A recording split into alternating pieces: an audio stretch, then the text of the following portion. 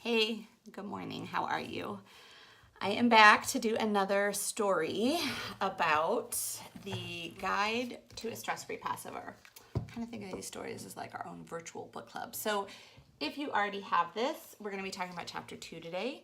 If you don't already have your guide, you can go to the link in my profile and download your copy right now.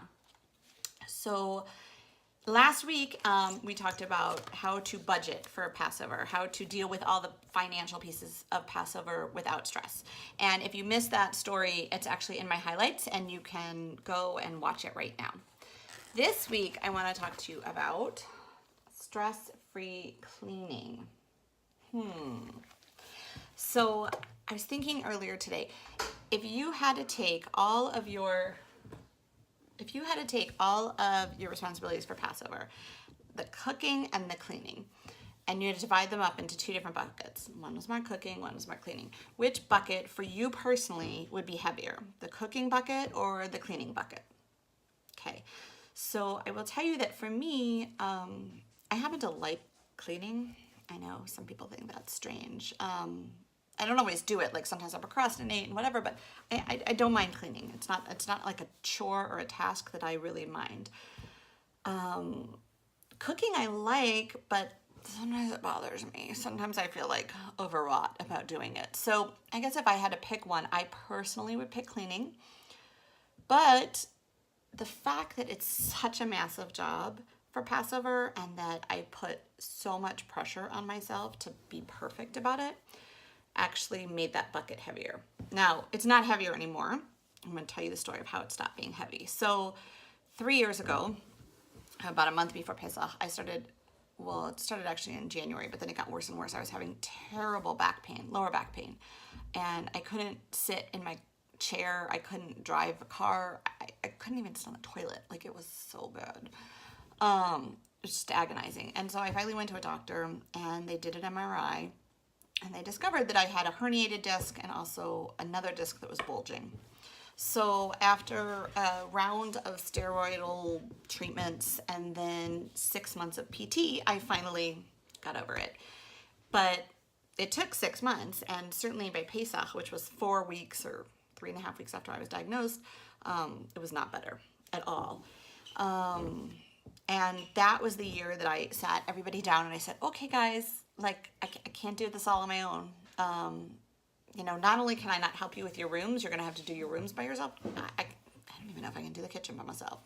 And in fact, I couldn't because it hurt so bad. So that was the year that I learned two things. I learned that dust is not chametz, and I talk about that in the book. And I'm very proud of that section of the book. So if you've not read that yet, go read that. I think that is funny and spot on and filled with like tough love for you guys.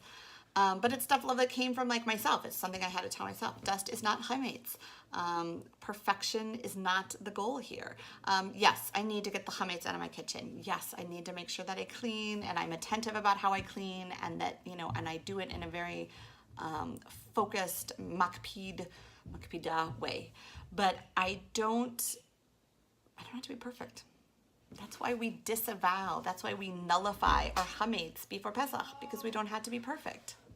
Hey, I'm so sorry about that. I was distracted by my kids, and now I'm out walking my dog, so hopefully this is gonna go okay doing this out in the wild.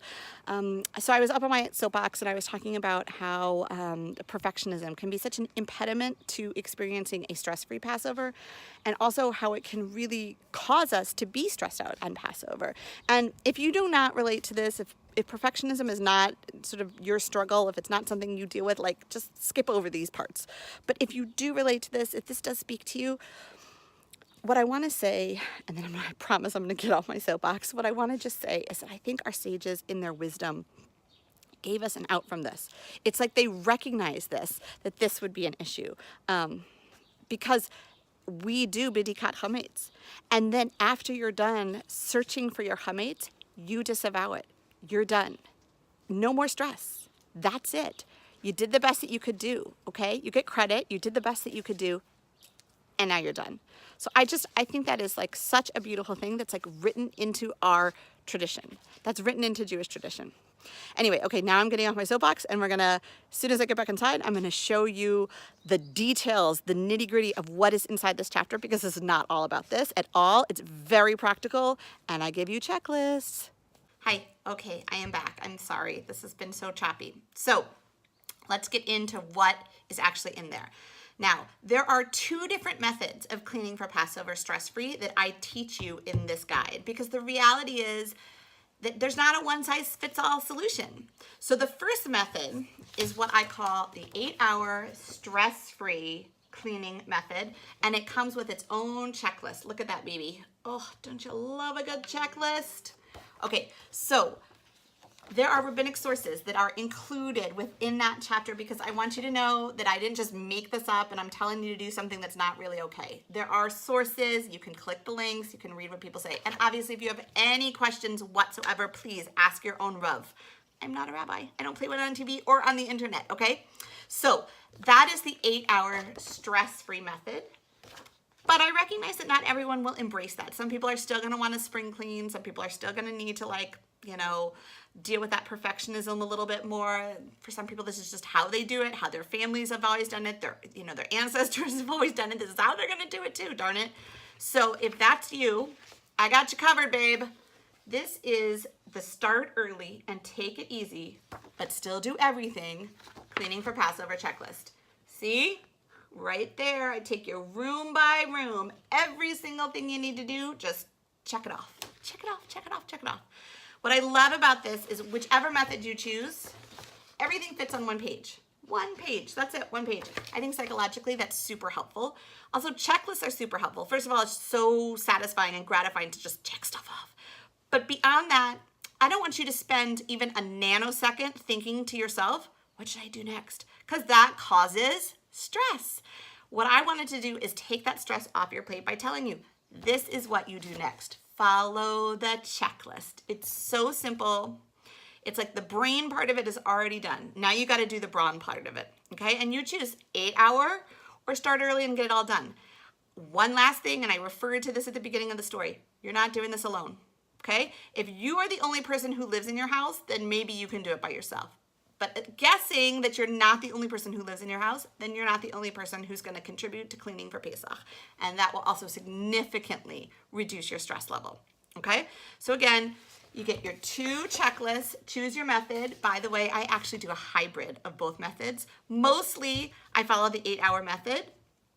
But the way that I sort of assuage my own sense of like, I need a spring clean or I need a deep clean is that in the 3 weeks before Pesach, my normal every day, every week cleaning routine, I just up it a little bit more and I go ahead and work through these items. Not in the kitchen, not in the dining room, but in the peripheral areas of my house, I go ahead and do that. Last thing I want to show you that's in the book, look at this awesome, awesome printable you get. So as soon as that room is clean for Pesach, slap that baby up on the door and do not let anyone bring comments in the room, okay? So that's it. If you have any questions whatsoever about cleaning for Pesach, please, please, please DM me. I would love to talk about this. I would love to know which method you're using. Oh, and one last thing. As you're cleaning for Pesach, take a picture and DM it to me or post it to Instagram and hashtag it Stress-Free Passover. And be sure to tag me at Kosher on a Budget. I cannot wait to see what you're doing and cheer you on. All right, happy cleaning.